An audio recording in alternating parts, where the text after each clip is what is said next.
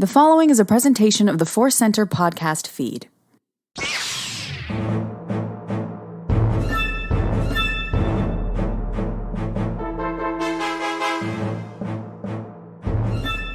From the center of the galaxy, this is the ForceCenter podcast feed. I'm Ken Napzok. And I'm Joseph Scrimshaw. And I'm Jennifer Landa. We are here to talk about breaking news from a long time ago. It's our Star Wars news show, and we have some stuff to get to, some fun reveals, some follow-ups, some information just dropped as we sat down to record. But before we get to all that, today's podcast is brought to you by Audible. Get a free audiobook download and a 30-day free trial at audibletrial.com/ForceCenter. Over 180,000 titles to choose from for your iPhone, Android, Kindle, or MP3 player. A little bit later, we'll have our ForceCenter recommends an audiobook we think you should try out on us. I said MP3, but I almost sounded like I said MPV, which was the Mazda van I learned to drive on. I apologize. Those cars and various diseases that can happen to your body. They sound too similar sometimes. Too similar. That's our Audible. That's one of the A's we do around here. But the other one is our Ask. And Joseph, we got some stuff to get to in the Ask. That is right. We are continuing to promote our Patreon page. Everyone has been so kind, so involved, jumping on there, getting to be a part of the Discord, and also having lots of fun discussions on the posts that we put on Patreon. We got some new exciting things. We got some new merch tiers.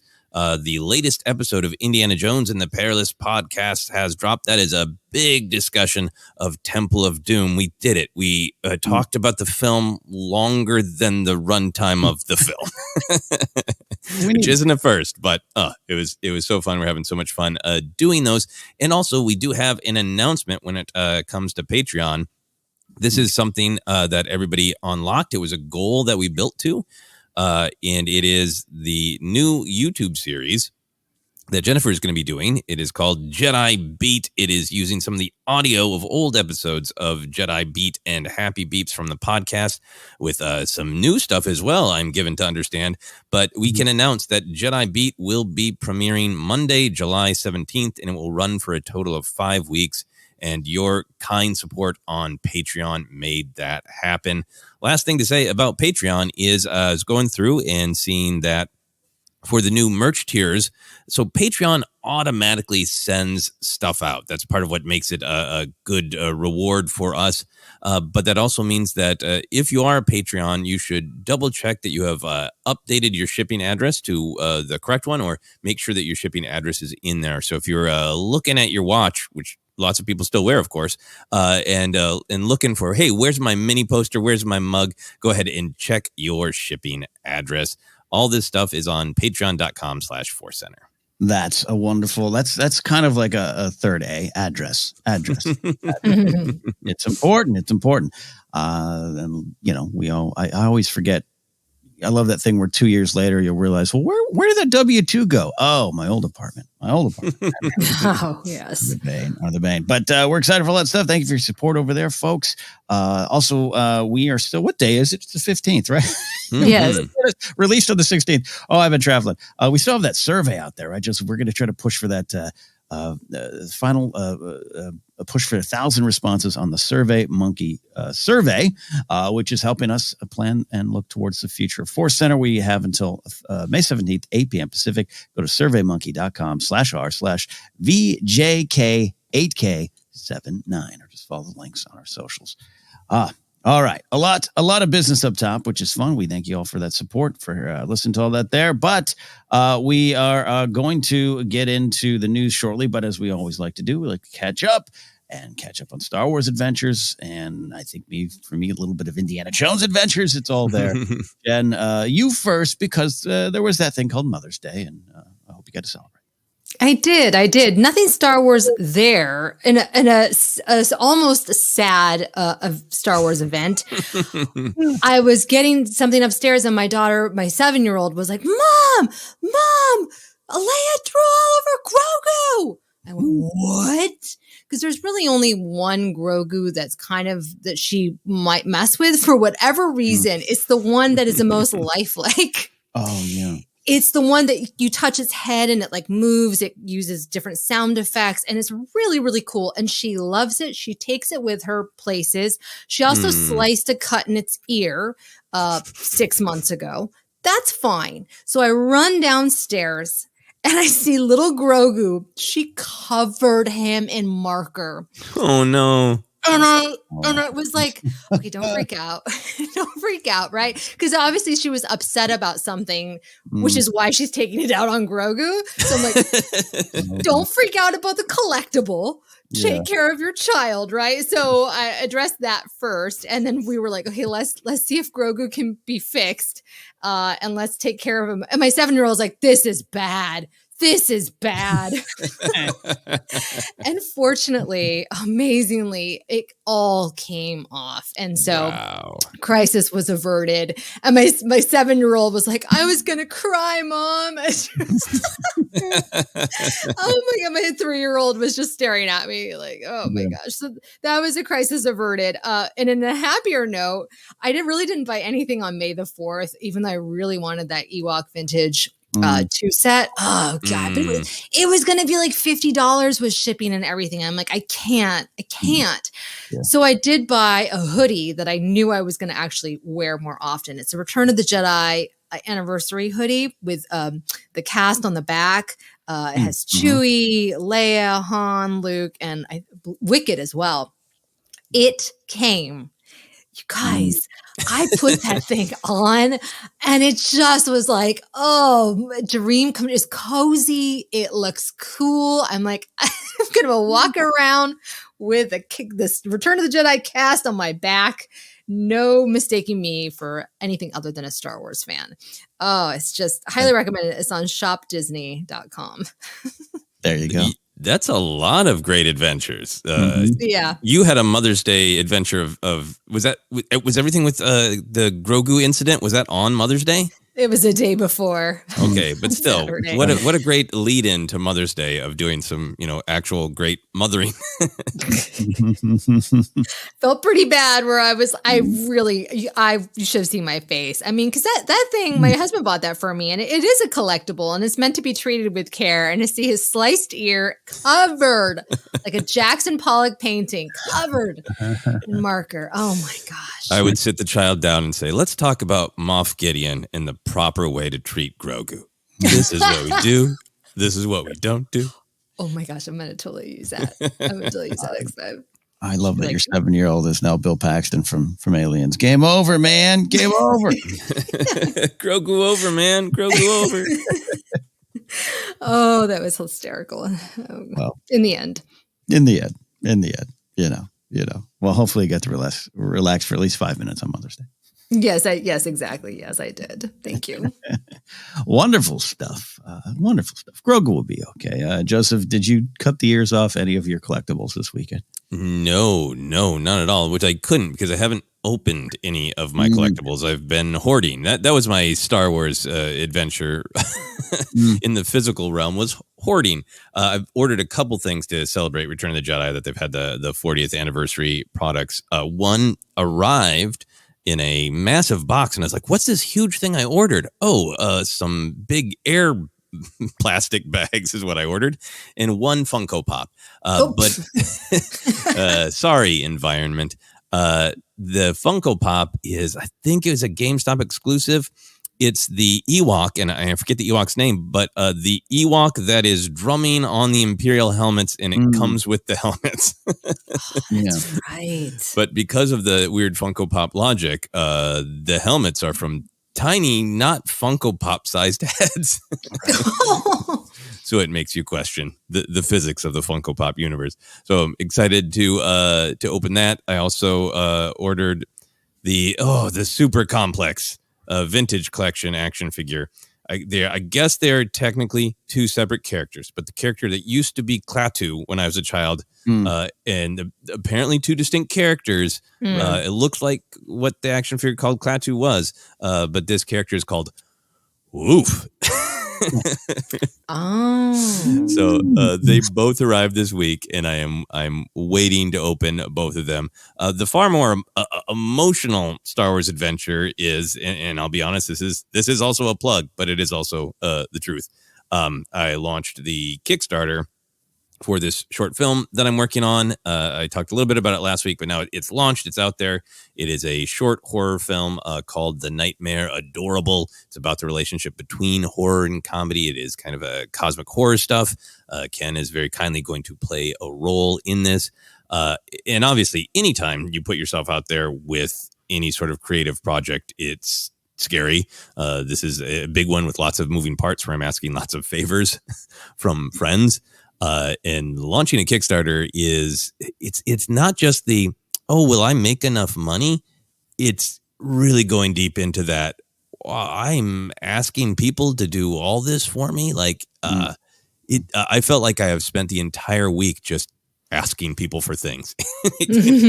And it gives me such anxiety to just be asking so much of so many people, because everybody is having a hard time. Everyone is busy. Everyone has stress. Everyone is tight in money. And it's in some ways the most stressful part to be like, oh, sorry to ask anything of anyone. But I've been also watching Young Jedi Adventures and coping with Kickstarter and fear by watching Young Jedi Adventures. I'm like, see, look at those 3, 4. They're always asking one another for help. Mm-hmm. Yes. So if Nubs can do this, I can push go on this Kickstarter and I can keep promoting it. So I'm joking a little bit, but in all honesty, it really is one of those moments where it's that kind of true, deep down, irrational fear. The kind of thing that Star Wars talks about, and the kind of thing that we talk about on ForceCenter. And my honest Star Wars adventure this week was truly turning to Star Wars into this conversation to help me push past that and go, this is scary on a practical level and on an irrational level, but I'm going to push through and I'm going to ask for help. And that was a great Star Wars adventure. That's a wonderful one. I felt like I was a small part of it. I was watching a lot of it happen. You're a big part of it. You helped promote it and all that. So, so thank you. And people have been so generous to ForceCenter lately with our push on Patreon, with our push on YouTube. If anybody is interested and has a couple bucks, I appreciate the help. But I also just really want to recognize that we have been asking a lot of listeners, and you've really been coming through for us. That is absolutely seen and felt and deeply appreciated. Absolutely, deeply appreciated. As we try to grow, move forward, as the podcasting industry changes, as we change, our audience changes along with us. It's been a fun adventure. So yeah, absolutely. But Ken, what were your adventures, and did Young Jedi Adventures help you through anything? I haven't finished watching. I watched those first 2 episodes, which I think is what we said, 4 adventures, because there's 2 episodes, two adventures every episode. I'm going to return to that, and I can't wait. A lot of fun. Team Nubs forever. For me, it was an Indiana Jones weekend. And it's been kind of an Indiana Jones week. We are doing Indiana Jones in the Perilous Podcast, as Joseph said up top, and we had a lot of fun doing the Temple of Doom one. As often is the case, something that maybe I don't think I don't enjoy as much as I, remember, or it's not one of my favorite of the indie movies. But once you do a deep dive and you start connecting with the themes and you see it again for the first time, you see it, some parts of it very much for the first time. I just was kind of energized by that conversation. And I actually had mentioned previously, I got an Indiana Jones Worlds of Adventure toy, which is going to go pair nicely with my Han Solo on Tauntaun I have. These are more like the cartoon. These are 4 and up suggestion for age, which, is somewhat insulting to me. But yeah, a lot of fun. It's Indiana Jones with Horse is the official title. Or Indiana Jones con Caballo. Caballo is also listed on here as well. Or Mit it goes, several languages are on this box, and I think I know how to say them all, thanks to Indy. But anyways, it was one of those in the store kind of like There's the serious, more Black Series 6-inch figures, larger scale indie toys. And I just saw this little indie on a horse from Raiders of the Lost Ark. And I went, nah, come on, that belongs on my shelf. So feeling the vibe from indie. It also hurt me. I had another project going on this weekend, working for my friend Billy at another company, and I had to do an Indiana Jones kind of summary project. And they needed it short. But when I got to the movies, I had all the themes bursted out of my head. So I've already gotten notes of, they don't need the themes of Kingdom of the Crystal Skull. Trust and information being kept from you and trust issues.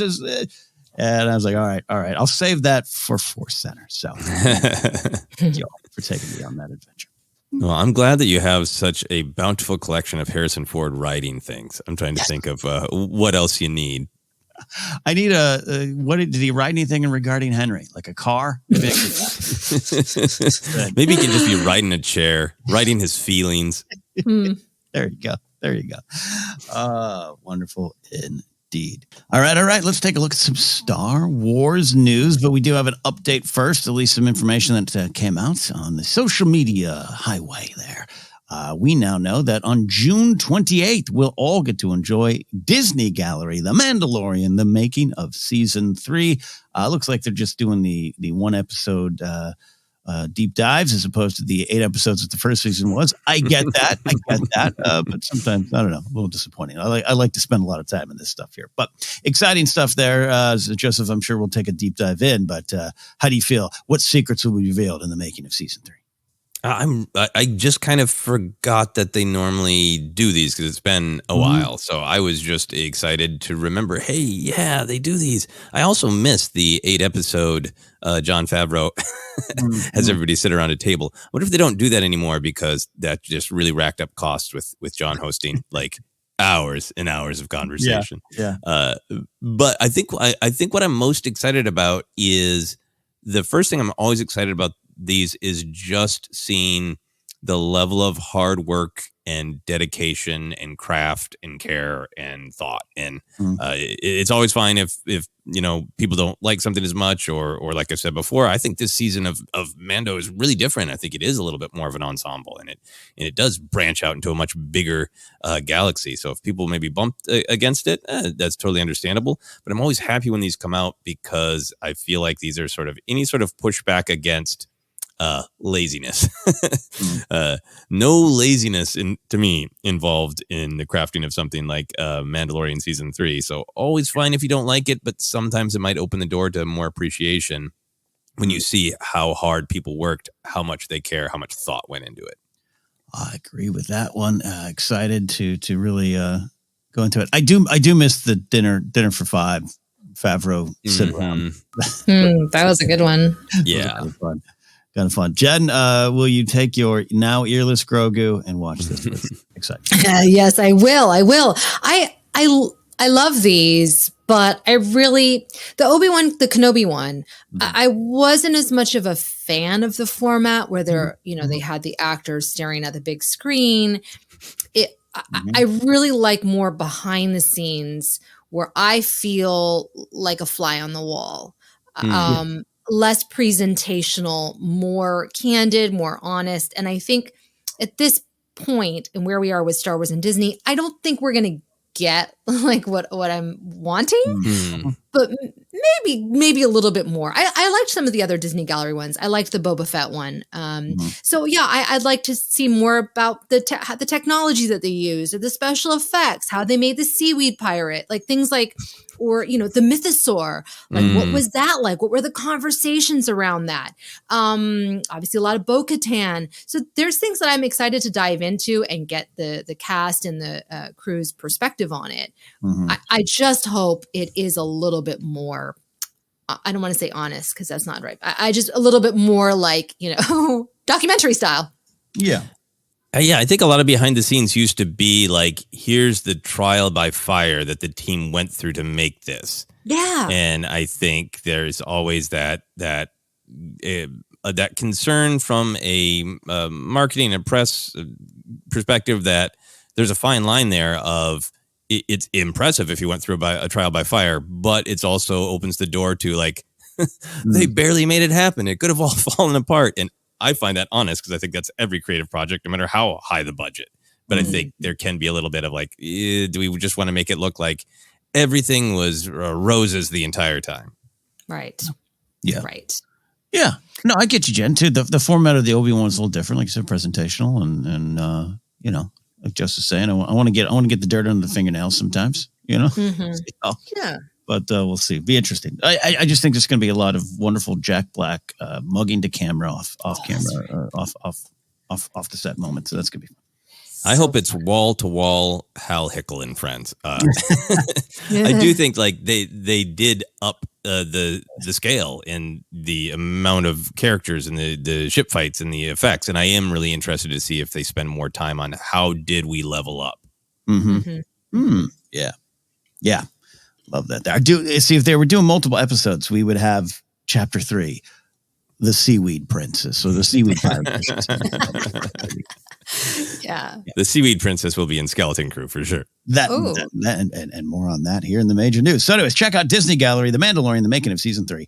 It's going to drop June 28th, which seems far away, but oh, it's not. We'll get to it there. All right, let's get to the news headlines here. And yes, he did that. Oh, I did a joke. I did the Urkel thing. Jaleel White spills Skeleton Crew news live on air. Whether he was supposed to or not, Jaleel White, forever to be remembered as playing Urkel on Family Matters, gave NHL hockey fans a hot scoop. White will be appearing in the Skeleton Crew as a pirate. The comments came during an Edmonton Oilers game on Sportsnet. When asked about, hey, where can fans see him next, White simply offered up, actually, I'm going to be in the new Disney Plus series starring Jude Law called Skeleton Crew.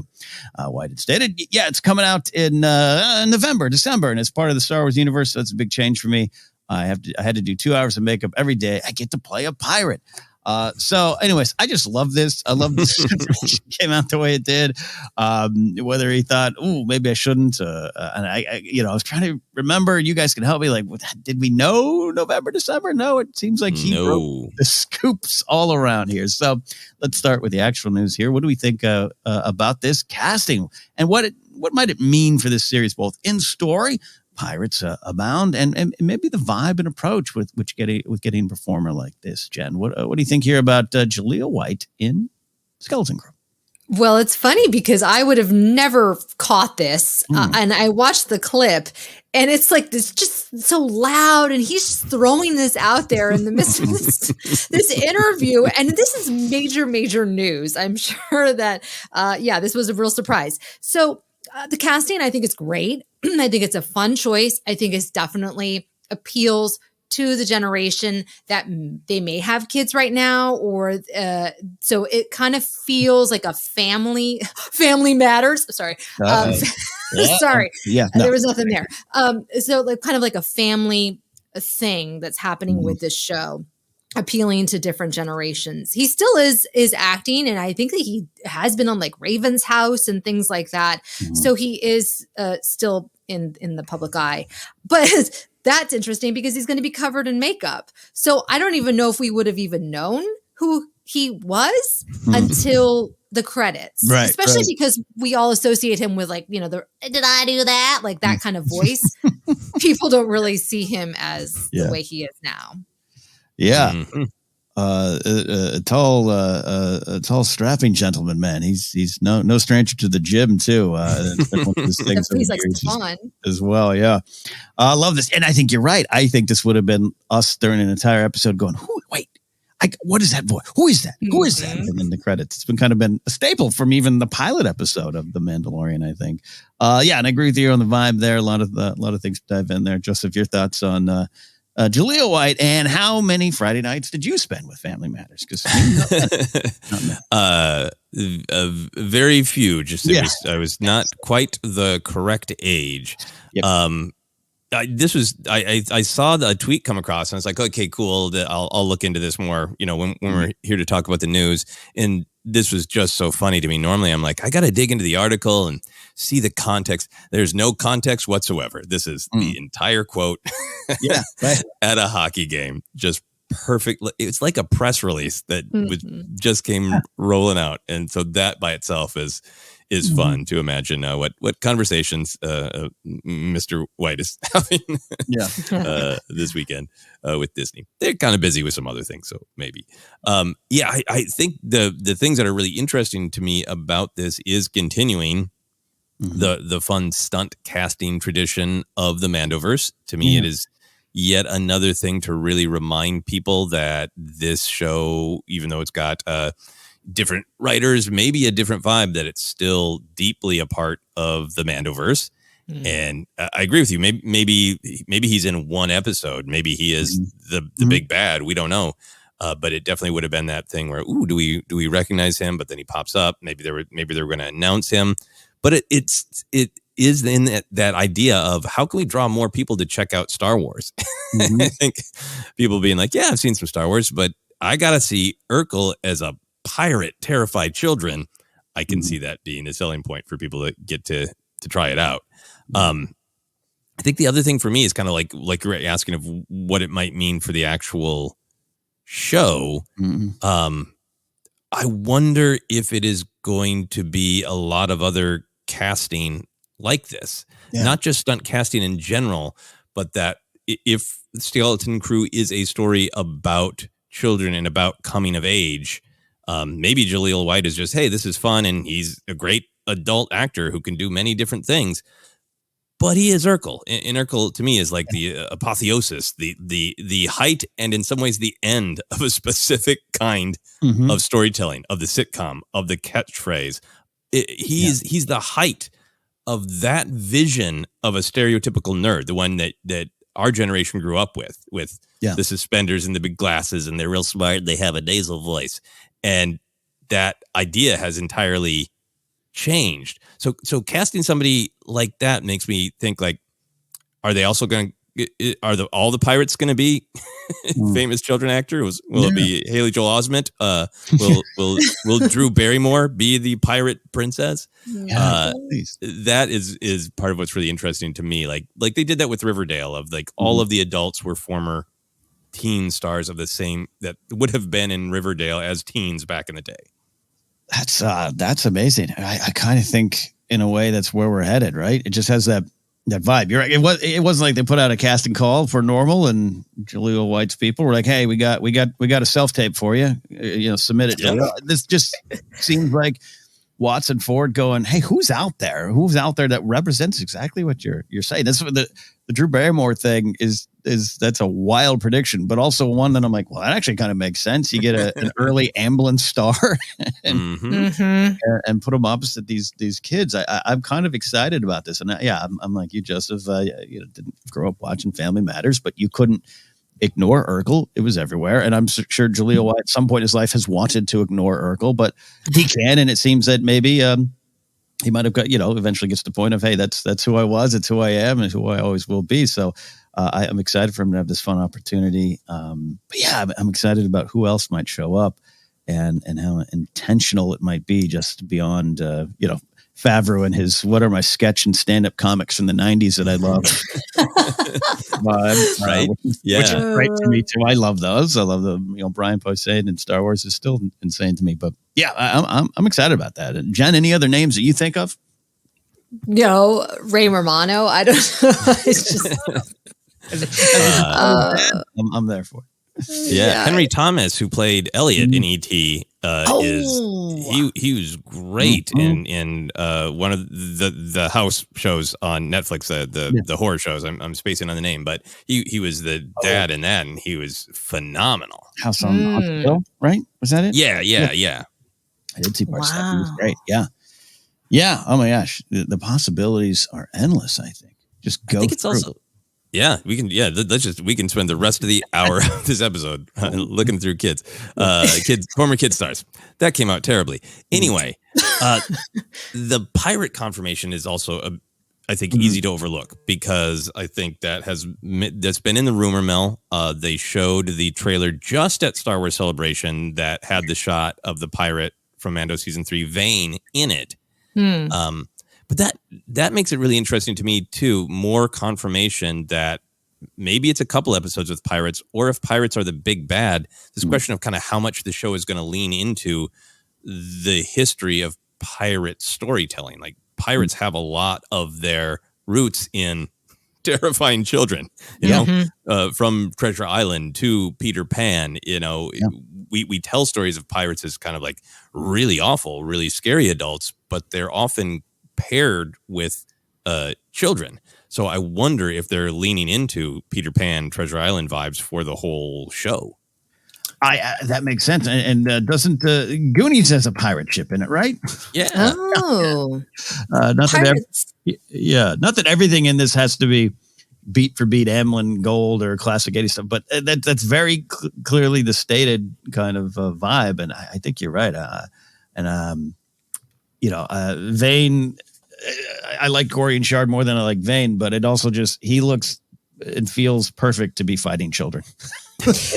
There is something, about for kids, like, you know, I don't know how it would be for like younger kids, like my 7-year-old seeing like, you know, if the Sith were the bad people, right? Which they are.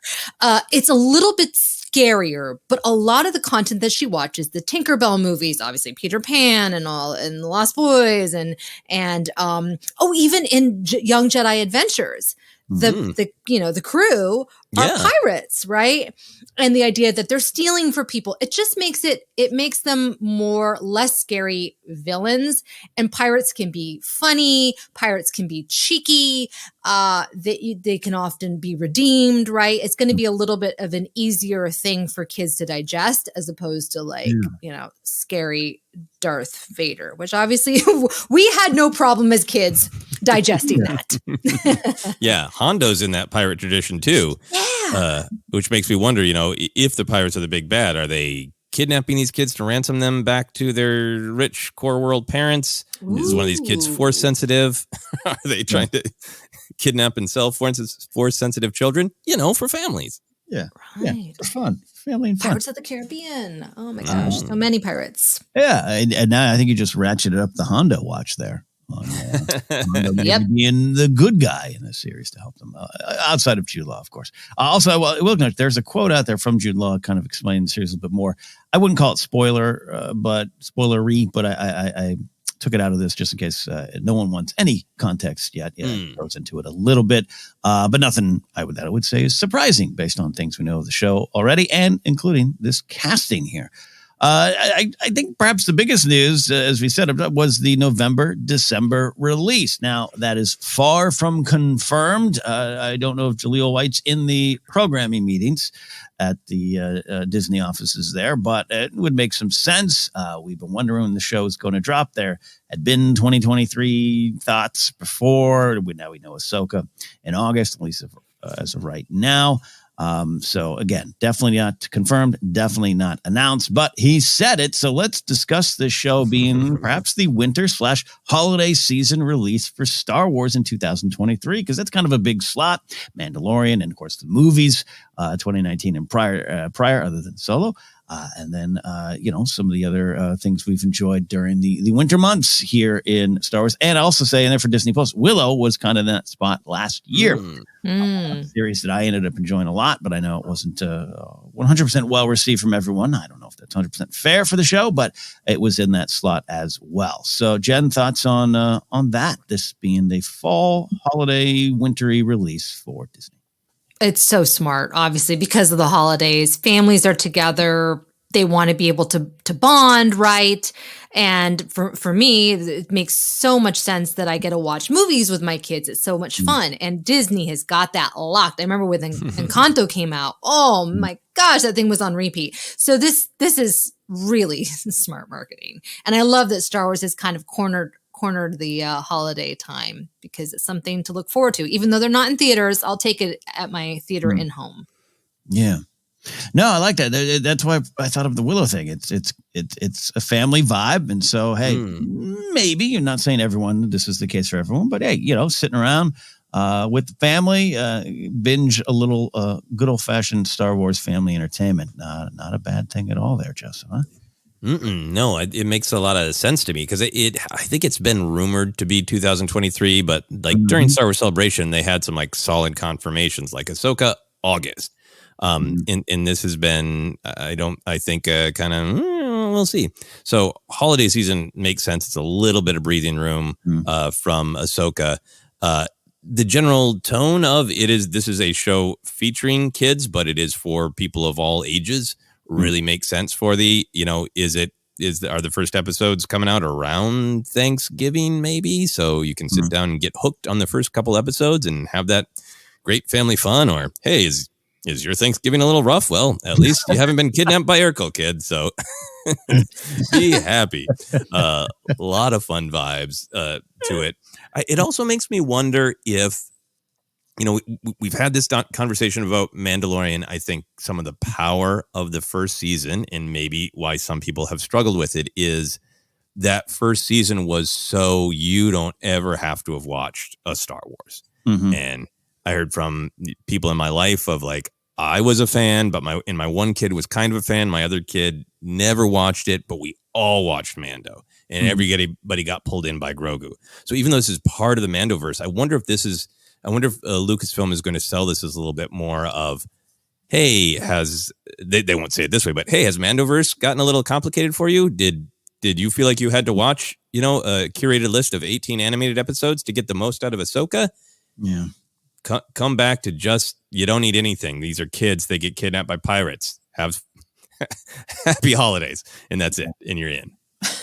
Yeah, makes a lot of sense. That, or the marketing being what you said of holiday meal going bad, sneak off and watch this. No, that absolutely makes a ton of sense for what's going on and what went on with Mando. And I think that's, just seeing some of that footage at Celebration and the real, kids in the forest with flashlights vibe going on there just kind of makes a lot of sense. And I think I think it works more than a summer season show or a spring show or, what might be now more serious stuff, early fall, which was Andor last year, or early in the year like Mando. And it's epic tale. It's sprawling out of it there. So good stuff. I think we're excited. What is kind of especially with the little update of information here, and there's rumors are starting to emerge. I've heard some rumors that the composers start to poke out there. I got Jude Law and his mustache speaking about it a little bit more. This was a show that I, like a lot of folks for me was like,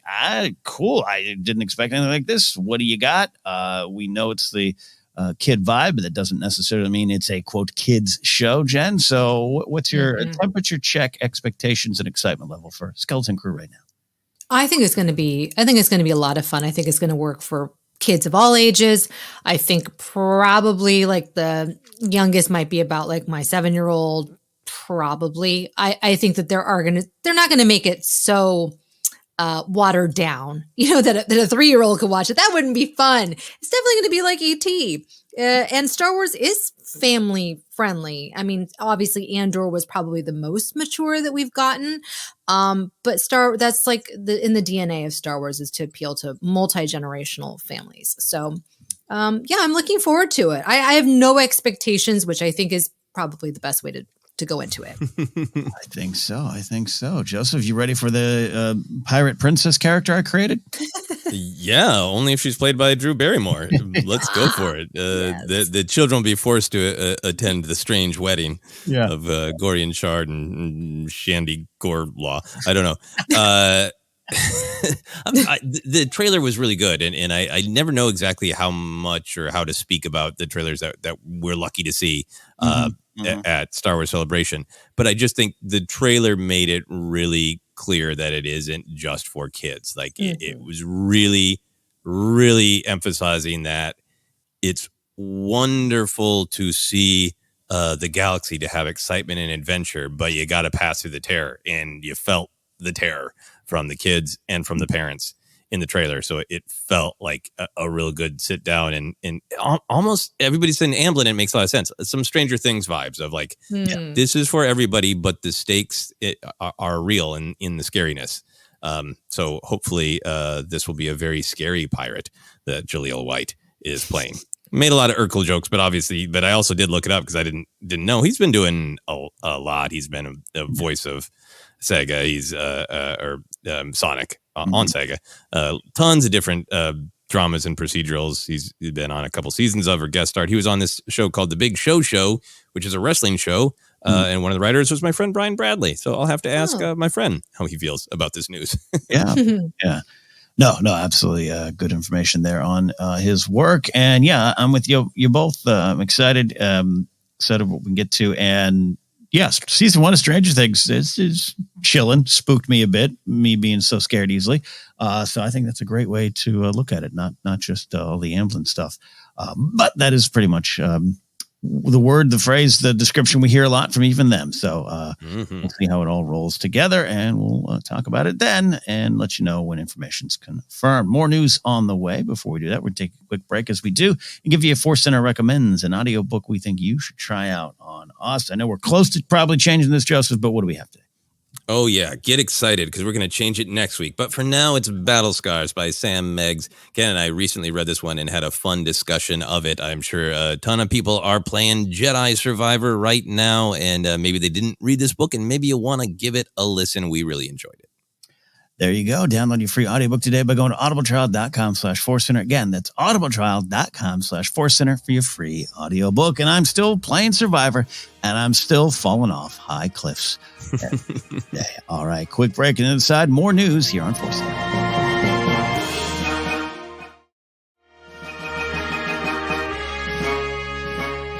Welcome back to ForceCenter. We're taking a look at Star Wars news. And this one is I'm calling it a strike update here, but let's get into it. Tony Gilroy has apparently ceased all writing and producing work on Andor. So last week we talked more in depth about the ongoing WGA strike and how Tony Gilroy was reportedly still producing the series, but not handling any writing duties. And I think we did wonder how long that would last. We also were wondering about that. And we also had mentioned that this was not being well received by other WGA members, understandably, and particularly writer Abdullah Saeed, who called out Gilroy in a May 8th Instagram post.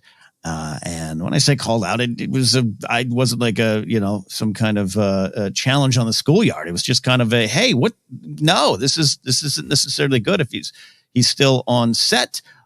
Still handling these duties, because that's all kind of considered writing. Plus the idea that's out there, and there's other big shows still going on in productions, that, hey, maybe if we all, stopped working on this stuff together, this might come to a conclusion faster, a united front if possible. Anyways, Gilroy offered an update, maybe even a clarification, but here's what he said. He told the Hollywood Reporter, I discontinued all writing and writing-related work on Andor prior to midnight, May 1st. After being briefed on the Saturday showrunner meeting, I informed Chris Kaiser at the WGA on Sunday morning that I would also be ceasing all non-writing producing functions. We'll get into it here. There's still possibly maybe a week unaccounted for. I wasn't sure of the dates and times. I'm not trying to hold Gilroy to the flames. I'm just wondering what's going on here.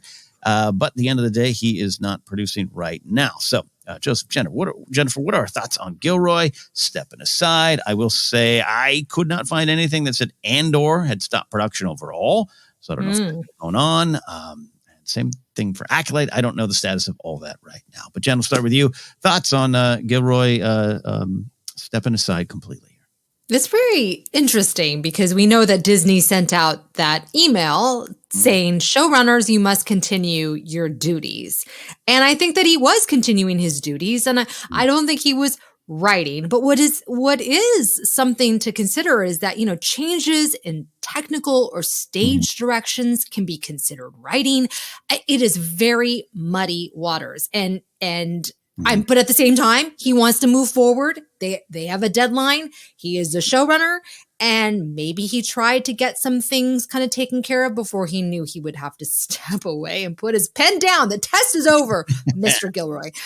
No, but I don't think that he meant to do it. I don't know. How do I phrase this? He's been in this business so long. He's been through strikes before. Like he knows the deal.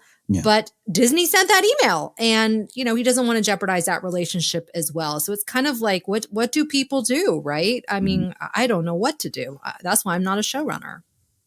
Yeah. No, and I know what you mean too. I mean, Tony, just look at Andor itself. It seems like this is something he'd be like, yes, absolutely, pens down, here we go. And I do believe that probably was the case. But yeah, if you're still working, or you're, Andor, what I think they're going through August. Was that what I remember from Celebration? Yeah, that sounds right.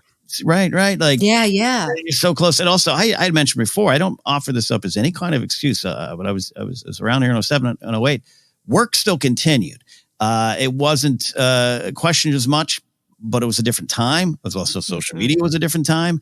It continued with, quote, no writing. That doesn't necessarily mean it's the best thing out there. That was kind of the case. And so maybe there was some thought of that here, not offering as a defense of them, just maybe a frame of mind of, hey, we're going. This Instagram post comes out, and he didn't address that directly, but maybe it's this, all right, you're right. And the perception is the reality here. So a lot of things to consider, a lot of things to wonder going forward. But anyway, we talked last week of how will this affect Star Wars? It will affect it, and it should affect it. Shows could be delayed, releases could be delayed, all those kind of things, Joseph. So a lot going on here to follow up on. Yeah. No, I was happy to see this news. I do think it is the right thing to do in this situation. I think that it's something that the union is asking on this particular strike. I think it is one of my first thoughts when I saw this as the headline. I was like, oh boy, here we go.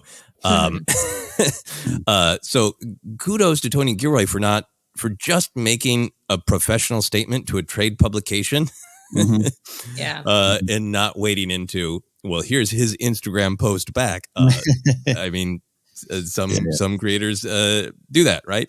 And sometimes it works out great, and that's the venue for it, and other times not. And this just, I thought that was great. I thought that was classy. Yeah. Here's a statement to a trade publication.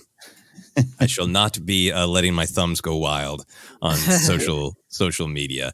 I do think that it is a really difficult thing to separate writing and producing. It's really murky.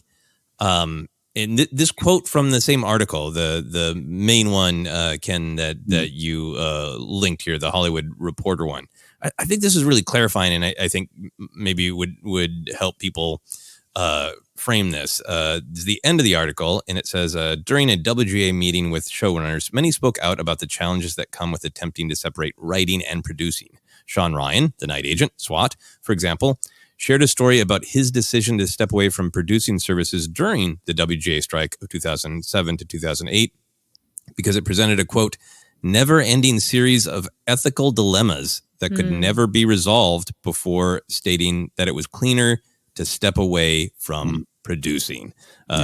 He said that according to one member in attendance. And I think it is a really good question of, where does writing end and other tasks begin? Like, obviously, there are casting directors. There are music, you're scoring professionals. There are editors. But all of those decisions are being run by producers. And if the producer is a writer, they are making writer-informed decisions. And sometimes they are making writerly decisions of, we'll cut that line because that note of music actually helps tell the story. So they are kind of telling the story. So you got the one thing where it is like, it's a little murky by itself. But then on top of that, and the reason I think the union is being more firm during this strike is the division between a writer and producer has been used by studios, streamers, corporations to not pay writers for a long time. Reality TV shows and some game shows don't have writers. They have producers who absolutely sit there and write scripts. They do everything that a writer does, but they're not writers. They're producers. Yes. So there's also a history with this where it has been a wedge point. So there's the murky part, and then there's it is actually a wedge issue used to not pay writers. So I tend to think that this is a good thing to hear from Tony Gilroy. I think my other thought, and I'm curious how you both feel about this too, of I'd feel this way on any show, but this is Andor. That's my thought. It feels like if there were a writer's strike in the actual story of Andor, Brazos would be on the picket line with Marva's memorial brick, right? There'd be one way out of this negotiation. So it feels a little more heightened.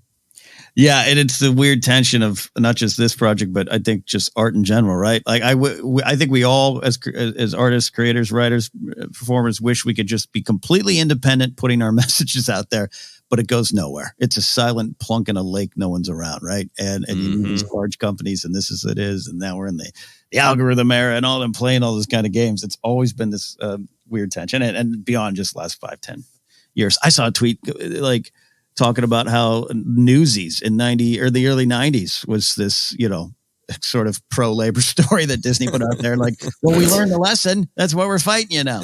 It's always going to be the case. But yeah, a lot of those tweets were about that, about like, this is Andor, man. This is this guy, this Gilroy's position is this disruptor of corporations. And I think it's okay. He's working for one, but yeah, I'm with you, Joseph.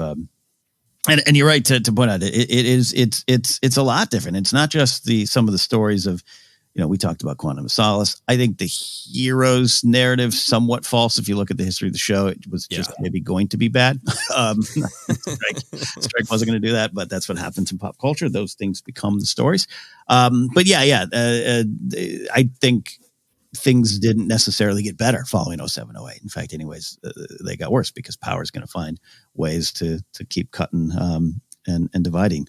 Like you just said, I've had many friends working for one particular company that always used to come under fire for reality shows of, that's why your actors are on reality shows, but they're not actors. They don't have to get paid for it. They're not, it's not a union gig. You're not a writer, you're a producer. That stuff happens all the time. So anyways, for me as a Star Wars fan too, it was like, all right, this is the right decision, whether it delays the show or not. And I think we all can agree on that one. Yes. I just want to say one last thing is that, I think it really sends a message because he is the showrunner of an incredibly popular hit show. And I think that there's been kind of this funny narrative that's emerged where it's like, oh, the people that are striking are the people that are not successful. They're the not successful writers. What? And yeah, I've seen some narrative around that. And then this interview emerged from the old strike with Aaron Sorkin and Todd Phillips, who wrote and directed The Joker. And they were basically like, that's basically what they said. And they did not believe in that strike at that time. And so I think it's great that Tony Gilroy is in this position of power and he is standing up for all writers, and especially because of the tone of the show, I think is incredibly important. I don't know how Aaron Sorkin feels about it now, but that didn't age so well. I'm sure he will let us know in some ways. He has some resources. Yeah. Let us know his thoughts. Walk and talk is coming. Walk and talk is coming. There you go. So that's all I have on that. Any final thoughts there? And then I also add, when I said I don't know the status of Acolyte, that's not to say Leslie Headland's like, no, I'm here, I'm good. I imagine she might step aside as well. I just don't know the status and haven't got an update. And just putting it all out there. But anyways, final thoughts here. Anyone? Joseph, you good on that? Yeah, I mean, I think it is normal, caveat. I'm speaking from my understanding and from what I've read and from, what friends in the union tell me, but it is all complicated issues. And I encourage anybody who's curious to keep reading and keep looking and listening to everybody's perspective. Mm-hmm. Yeah. I'll second that one as well. All right. That's the news for right now. It's that understandably the strike is dominating a lot of the entertainment news, as I think should be the case. And we're waiting for more people to go to hockey games to give us news bites, but we'll get the news next week. More on the way. That's it for this episode of Star Wars News. I'll let you know that you can find us and follow us on Twitter at ForceCenter Pod. We are on Instagram and YouTube as well. We had the 8th episode of Figure Fights drop last week with Alex and Molly Damon. Check that one out. Facebook page is ForceCenter Podcast. We're available on iHeartRadio, Apple Podcasts, Google Podcasts, and more. Just search to find us. Merch available at tpublic.com/user/ForceCenter. Patreon.com/ForceCenter is where you can support us directly, like we said up top, but also from there, get into our Discord and discuss Star Wars every day with ForceCenter friends. You can follow me at Ken Napzok or go to my website, kennapzok.com for more. Jen, where can they find and follow you? And I need to see a video on Damaged Grogu. Oh my gosh. Yes. He's thankfully looking better now. You can see that on Instagram and YouTube at Jennifer Landa. Blue Sky at Jennifer Landa. And TikTok at Jennifer Landa 1138. And I am a perfectionist, so I am rewriting and re-recording some of these Jedi beats. I can't wait for you all to watch, to hear. I'm having a lot of fun. Wow, look, some of those were done like 8-9 years ago, right? Some of the So I'm sure there's going to be more revelations to add, and that's part of the fun. So that's great. That's where you can find and follow Jennifer. Joseph, you got a lot of things to put out there because you're working on some wonderful stuff. I want everyone to check out that Kickstarter, but where can they find it specifically? Yeah, you can find me on the social media, Twitter, Instagram, Mastodon, TikTok, all those places at Joseph Scrimshaw.